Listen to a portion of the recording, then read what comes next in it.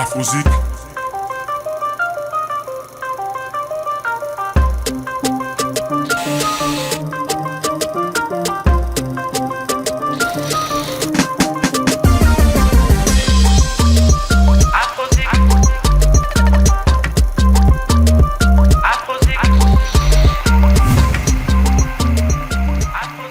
Mesdames et messieurs, bienvenue dans Afrozik. Vous êtes sur Univers Télévision et nous avons le plaisir, le bonheur et l'honneur de présenter cette émission. Je m'appelle Fanfan Soumpi. Nous émettons depuis Kinshasa, capitale de la République démocratique du Congo. C'est avec bonheur, plaisir, je le répète, que nous sommes devant vous pour ce magazine spécialisé dans tout ce qui est culture, art, mais aussi socio-économique et politique. Bref, nous sommes un peu là pour parler de tout ce qui vous intéresse au quotidien, mais surtout avec un accent particulier sur l'art, la culture et surtout le bien-être de la population congolaise. Mesdames et messieurs, en ce jour spécial, j'ai l'honneur de recevoir un chanteur de l'Éternel, un homme de Dieu qui a, depuis un moment, accepté de revenir au pays après un long moment dans l'Hexagone où il vit désormais. Il est depuis un moment présent, très présent à Kinshasa, un pied à Paris, un pied à Kinshasa, et il revient avec une activité qu'il a annoncée lors d'une première émission où nous l'avons reçu sur ce même plateau. Il a tenu à revenir pour nous parler de cet événement qui finalement aura lieu dans les jours à venir. Sur ce plateau, Odon Wanga, bonjour et bienvenue.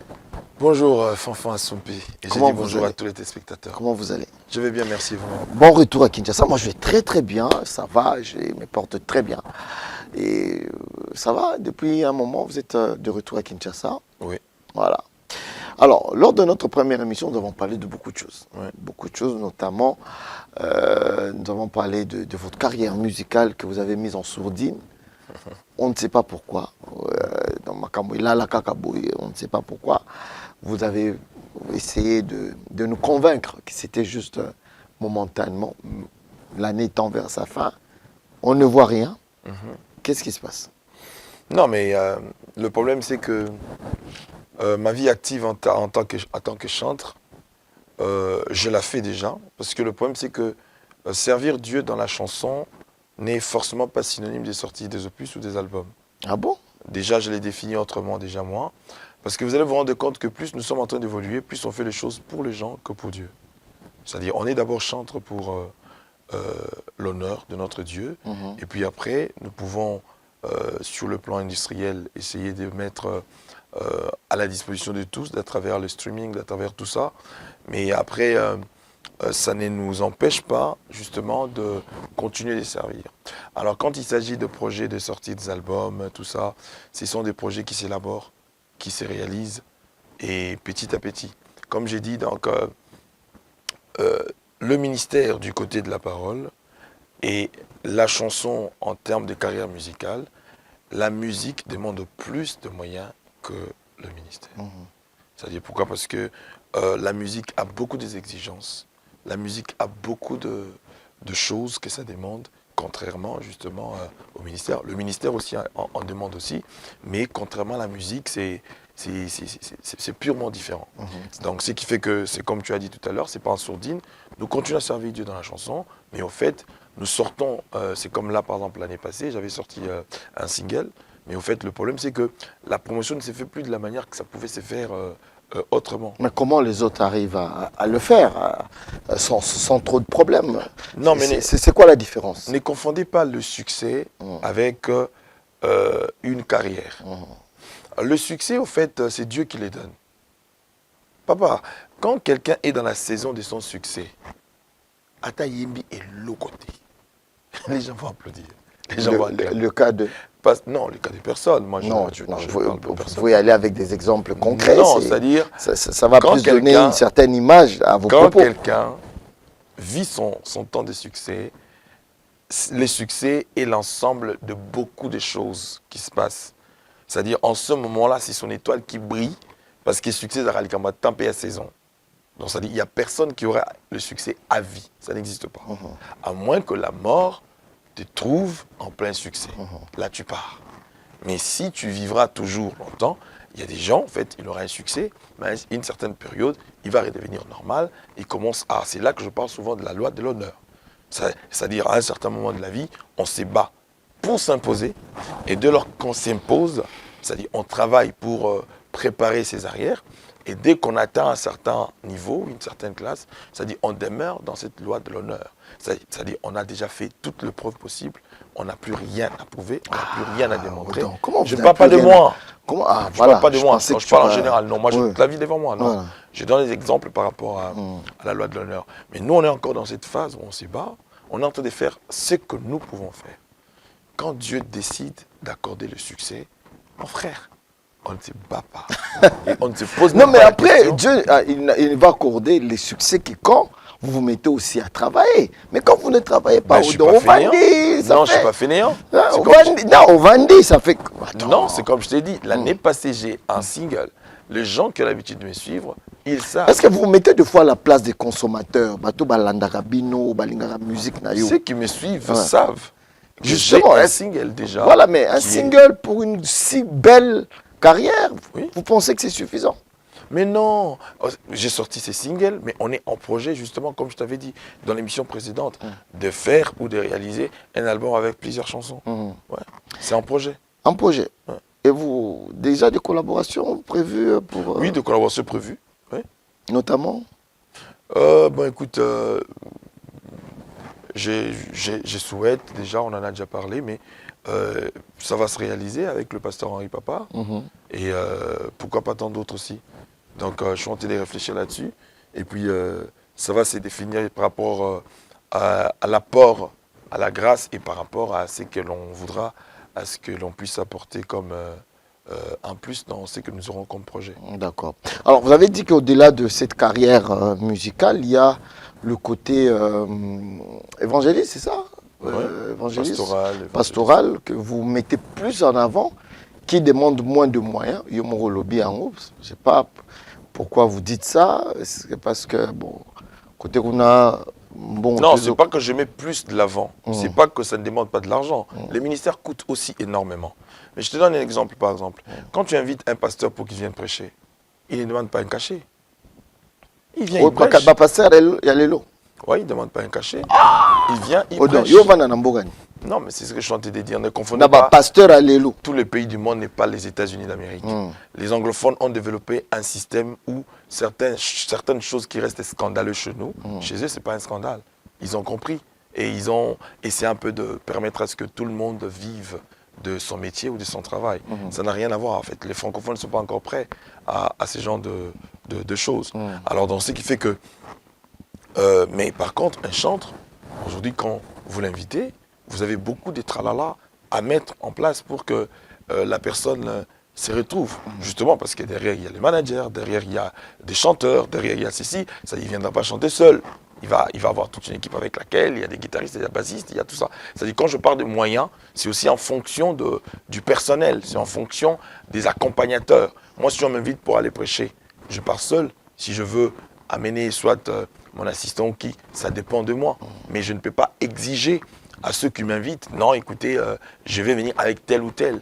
C'est pas intéressant. D'accord. Donc, c'est pour te dire que quand je parle de moyens, c'est d'abord de par l'ensemble de tout ce qui va avec. Ce n'est pas dans le sens de dire qu'ici, on n'en a pas besoin et l'autre, on en a besoin. Non, on a besoin de d'argent pour tous les moyens, mais les exigences sont un peu plus dans le côté musical que dans le côté du ministère. D'accord. Alors, vous avez annoncé lors de notre dernière émission que vous devez avoir un événement ici à Kinshasa, que ça sera un peu comme votre retour sur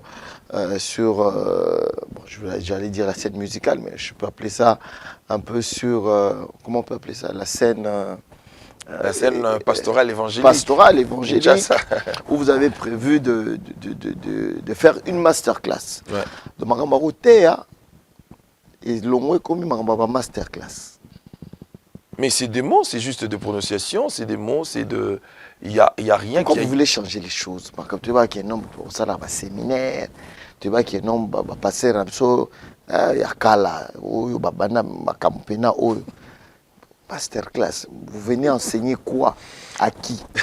Même les séminaires les mots séminaires n'est pas bibliques. Ce sont des mots qui peuvent varier. Non mais après, qui peuvent varier en fonction des temps et des saisons. C'est-à-dire quand on parle de masterclass, c'est une école de maître, c'est une école de leadership. Vous vous considérez comme un maître? Mais tout ministre de la parole, c'est un enseignant de la parole. Un maître, c'est qui? C'est celui qui a la maîtrise d'un domaine.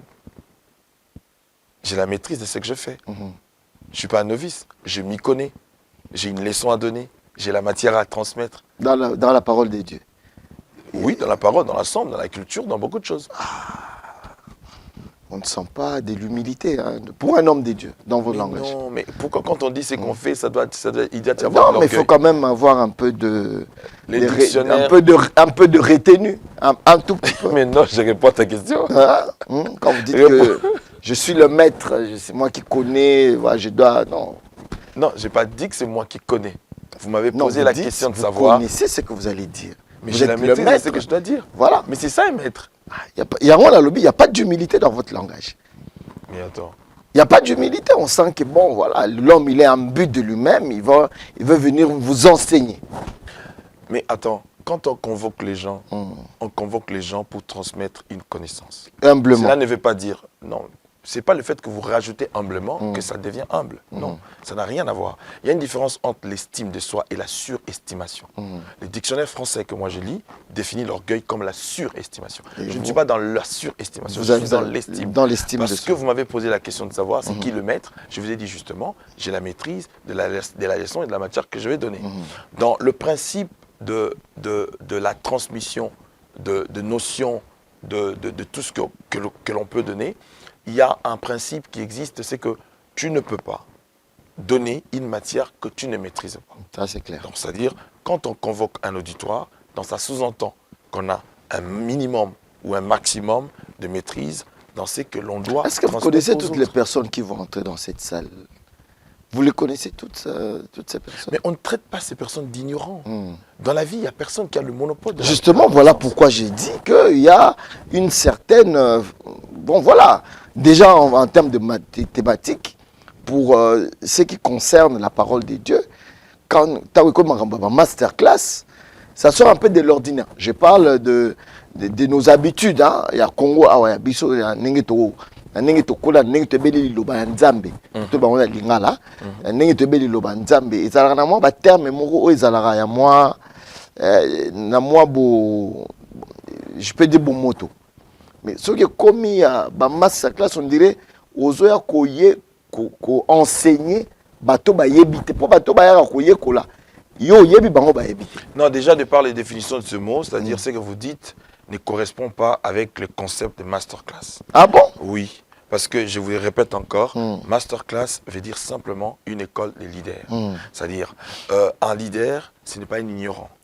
C'est quelqu'un qui a de l'influence sur des entités. Sur ceux qui vont venir. Non, pas forcément. Oui. Non, mais attends, c'est ce que je suis en train de te dire. Un leader, c'est toute personne qui est influençable, c'est-à-dire qui peut influencer d'autres personnes sous son autorité, sous sa position, justement, sur beaucoup de choses. Voilà. Donc, vous avez une certaine connaissance, vous voulez la transmettre à des gens. Oui. C'est ça, non? Oui. Qui n'ont pas cette connaissance, selon vous. Non, pas forcément. C'est pas ce que j'ai dit. Alors pourquoi vous appelez ça une masterclass? Il n'y avait pas un terme un peu plus, je sais pas moi, accessible? Pourquoi vous avez un problème avec les termes? Parce que les termes définissent ceux qui ont l'habitude de répondre à ces genres de rendez-vous, ils ne sont pas choqués. Je te donne un exemple. Ouais. Est-ce qu'aujourd'hui, tu penses que je peux dire que Afrozik, c'est la meilleure de toutes les émissions musicales, je sais pas moi, en Afrique et tout? Moi, je n'ai pas dit ça. Justement, je ne peux pas avoir cette prétention de les dire. Ce n'est qu'un magazine culturel, simplement. Mais qui a fait mention d'avoir le... Non, justement. Quand vous parlez de masterclass, ça veut dire que vous venez donner un enseignement à des gens qui n'ont pas cette connaissance. Non, pas forcément. Quand on va à l'école... Bah, maître Bible surtout éviter. Non, c'est pas ça. Quand on va à l'école, nous achetons des syllabus, n'est-ce pas? Oui. Et pourquoi on a encore besoin d'un professeur pour qu'il puisse nous expliquer les syllabus? Parce que lui, il a la maîtrise, il connaît. Justement, mais pourquoi, Voilà. mais pourquoi Donc, il a une ascendance sur nous qui ne connaissons pas, malgré que nous avons la Bible. Pas forcément, c'est ce que j'ai dit. Pas forcément. C'est-à-dire, la vie. C'est le mot qui basée... vous dérange, masterclass, ça vous dérange? Oh, ça dérange vous, pas moi. Non, parce que c'est moi j'ai. Non, en fait, moi, je veux se Quand je comprendre. vous dis que j'ai la maîtrise de ce que j'ai dit, vous me traitez de prétentieux, d'orgueil, c'est ce que je suis en train de vous dire. C'est-à-dire, c'est vous qui avez un problème avec le mot masterclass. Pour nous qui utilisons ce mot, avec ceux qui viennent ou qui répondent. Avant que je ne vienne ici, je viens de faire un masterclass aux Champs-Élysées à Paris. Les images sont là. C'est-à-dire, ceux qui sont venus, il y a eu des entrepreneurs qui sont venus, qui sont plus riches que moi. Ils sont venus entendre quoi qu'ils ne savent pas? Vous pensez que dans la vie, pour aller apprendre, il faut toujours ne pas savoir ce qu'on va apprendre? Mais quelque chose que je connais, j'irai réécouter ça pour. Dites-moi. N'a pas un exemple, moi. Il y a un akar. Oui. Il y a un jomo boye lelo avec un nombre n'engezabo à partir de lelo. Ngala ko tank sabino ne bakumba akar. Fafa, qu'est-ce qui te complique? Te ngane na ngala comprendre. Eloko nini okende ko tangisa o bato wana bakoya ba ebité. Je vais enseigner sur une matière. La forteresse. C'est ça? Oui, mais justement. Renverser les forteresses. Mais justement. Voilà. Si tu m'avais posé cette question depuis longtemps. Il y a un côté, il y a terme. Non, mais le terme, c'est ce que je vous ai dit. Le terme masterclass n'est pas un tabou. Non, personne n'a parlé du tabou. N'est pas un terme extra. C'est comme je vous ai dit, certains termes, se définissent ou on les applique, on les emploie en fonction des temps, des saisons, des circonstances. À l'époque, quand on parlait des séminaires, on continue à parler toujours des séminaires. Même le mot séminaire, ce n'est pas un mot biblique. C'est-à-dire ce sont des mots qui viennent et qui partent selon des circonstances et des saisons. Mais la parole de Dieu reste... Saison où ils ont masterclass. Non, pas forcément. Je suis en train de répondre à ta question. Mais non. Masterclass, c'est une école des leaders. C'est le concept que l'on a de ce que l'on veut donner par rapport à ce qu'on porte en soi. Alors, quand on veut donner un séminaire, on donne un séminaire à tout le monde. Quand on veut donner une convention, on enseigne tout le monde. Mais je ne vois pas pourquoi est-ce que le mot masterclass va faire un problème. C'est-à-dire, là, on oriente notre enseignement en fonction du leadership. D'accord. Alors, nous parlons de cette thématique renverser les forteresses. Vous attendez combien de personnes? Nous attendons plus de 300 personnes. 300 personnes qui vont venir écouter le maître parler. Oui. Voilà, le maître. Donc vous acceptez que c'est une master. Vous allez enseigner des gens. Voilà, c'est samedi 23 novembre ici à Kinshasa. Pourquoi avoir choisi cette thématique, renverser les forteresses? Renverser les forteresses parce que nous allons toucher plus l'aspect spirituel, mental, psychologique, comportemental. Ça va englober tout. Parce que sur le plan biologique, l'homme est régi par ce qu'on appelle l'immunité, qui est pratiquement un système qui défend l'homme face à des corps étrangers, c'est-à-dire des microbes qui peuvent justement mettre en mal la bonne santé d'une personne. Mais en même temps, en fait, sur le plan spirituel, nous avons aussi un système que nous pouvons développer à travers la parole de Dieu. Ah bon? Parce que l'homme est le résultat de ce qu'il entend. Parce que ce qu'on entend, c'est elle qui nourrit au fait la pensée de l'homme. Et les actions ou les actes que l'homme pose dérivent justement de la commande de ses pensées. Et vous allez vous rendre compte que même depuis Éden, pour que l'homme pêche, pour que la femme pêche, il a fallu qu'il écoute. Et cette écoute a influencé sa vision. C'est-à-dire l'arbre qu'il pouvait considérer comme étant intouchable, à cause du fait qu'il a laissé ses oreilles entendre, cela a influencé sa vue, ce qui fait que cet arbre qui était pratiquement détesté par l'homme à cause de l'interdit, pouvait maintenant devenir agréable à la vue et puis bon à manger, à cause du fait qu'il a écouté. C'est-à-dire l'homme est... Là, c'est sur le plan spirituel. Oui, c'est sur le plan spirituel. Mais cette impactation spirituelle, justement, se matérialise à travers le fonctionnement de l'homme, dans ses actions, dans son quotidien. Dans son quotidien. Voilà. C'est là qu'il faut créer l'équilibre. C'est-à-dire la différence, c'est que dans ce que nous apportons comme enseignement, nous n'allons pas laisser les enfants de Dieu comme s'ils étaient dans une fiction où on ne leur parle que de choses qui restent abstraites. C'est-à-dire leur faire comprendre que la réalité de ce que vous recevez spirituellement, vous ne la vivez pas au ciel, vous la vivez sur la terre. C'est-à-dire qu'il y a des challenges, il y a des défis qu'il faut relever en fonction de votre mental, en fonction de ce que vous recevez. Et donc ce qui fait que la qualité de ce que je dois entendre, je dois être sélectif. Et je dois le faire, ce travail. Pas une autre personne peut le faire à ma place, mais moi, je dois le faire. Alors, le forteresse, c'est un système de défense que contre l'homme... tout ce qui est Voilà. négatif. Tout ce qui est externe, tout ce qui est négatif. C'est pour cela, tout à l'heure, quand vous avez parlé de l'orgueil, j'ai évoqué justement pour redéfinir ou définir le mot orgueil. Les dictionnaires le définissent comme étant la surestimation. Et beaucoup de personnes aujourd'hui sont bloquées à cause du mot orgueil. Pourquoi? Parce qu'ils sont dans l'univers de la surestimation. Donc pour eux, ils sont top, personne d'autre ne vaut plus, ne peut les régaler. C'est-à-dire qu'ils sont dans un monde à part. Tandis que il peut se poser des questions, pourquoi je n'évolue pas dans ma vie, il y a ci, il y a ça. Mais pourtant, il y a quelque part, la Bible dit, Dieu résiste aux orgueils. Vous allez voir qu'une personne comme ça, il va dans une église, on lui fait comprendre qu'il est bloqué parce qu'il y a ceci, il y a cela, mais pourtant, le blocage n'est pas ailleurs. Il y a une forteresse qu'il a élevée en soi, qui l'empêche d'avoir accès à... d'évoluer, d'avancer.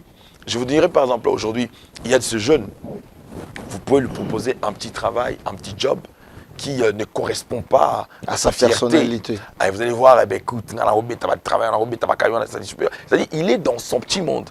Et pourtant, l'humilité précède la gloire. En acceptant cela, le principe de la croissance peut le prendre des zéros à héros. Tous ceux qui ont émergé aujourd'hui, tous ceux qui sont riches aujourd'hui, n'ont pas commencé au sommet. Ils ont commencé par se battre, petit, et pour en arriver là.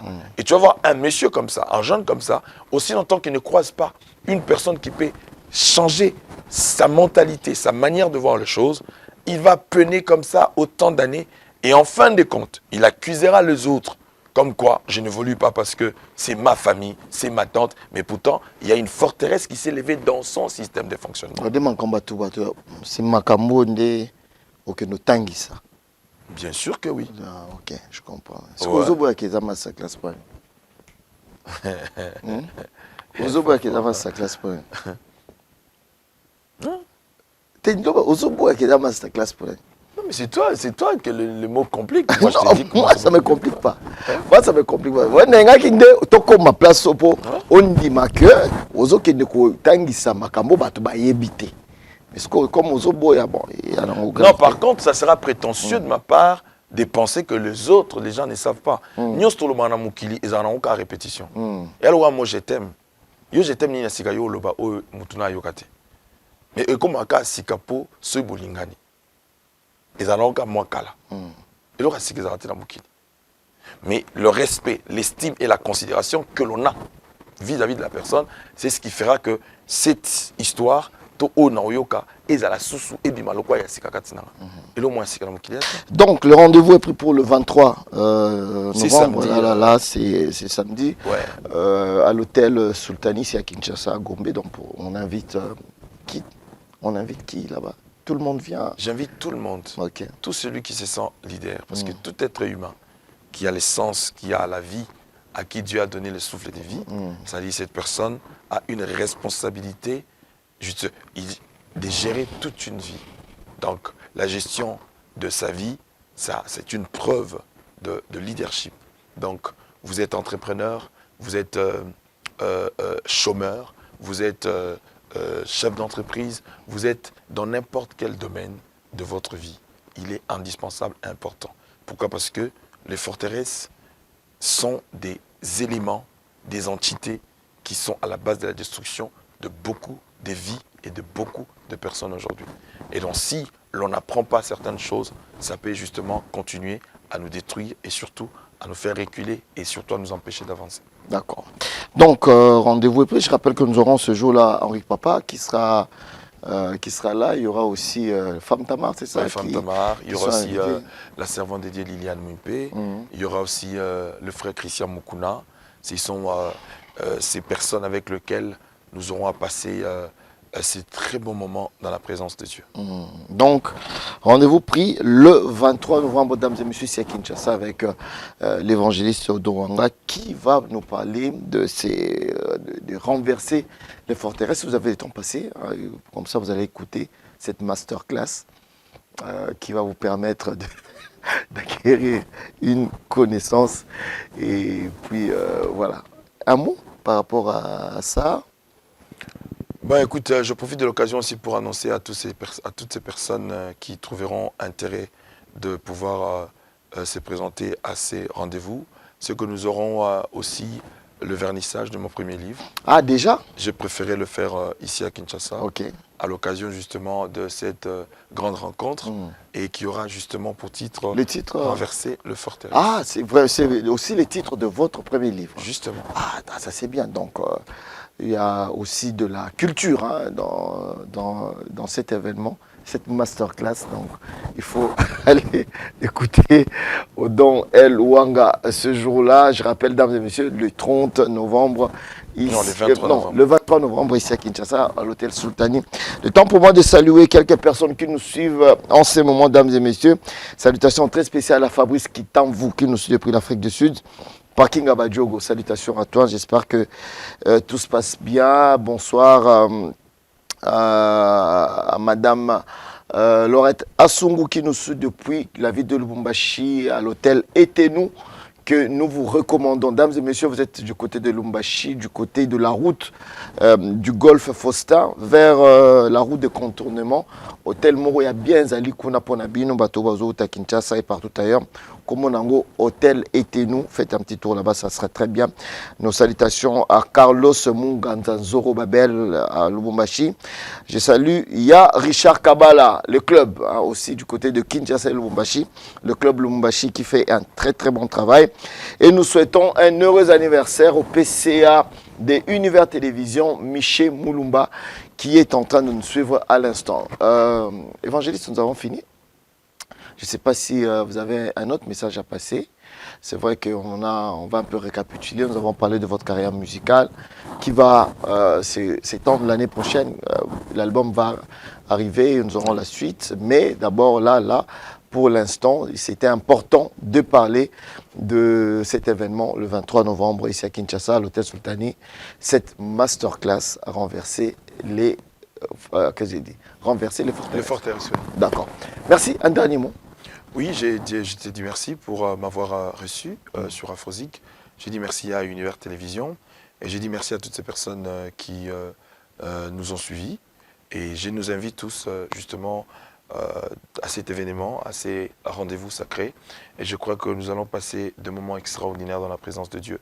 Je sais que Corée a dit, un jour dans tes parvis vaut mieux que 1000 ans ailleurs. Et je nous invite tous et surtout ne ratez pas. Et je crois que vous ne serez pas déçus parce que vous serez extrêmement bénis et surtout édifiés.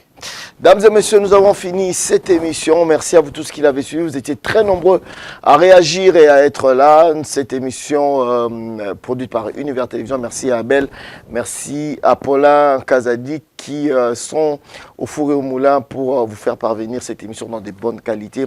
Et bien sûr, chez vous, dans vos maisons. On se retrouve très prochainement avec le même plaisir sur ces mêmes antennes des Univers Télévision et sur toutes nos plateformes, hein, Instagram, Facebook, YouTube, surtout sur YouTube. Et voilà, donc n'hésitez pas à laisser un commentaire, à faire des recommandations et surtout à laisser un message. Si vous voulez laisser un message à l'évangéliste Odo Ouanga, eh ben, n'hésitez pas, il va recevoir son message. Merci à vous d'avoir été fidèle à ce programme. Portez-vous bien. Bye bye.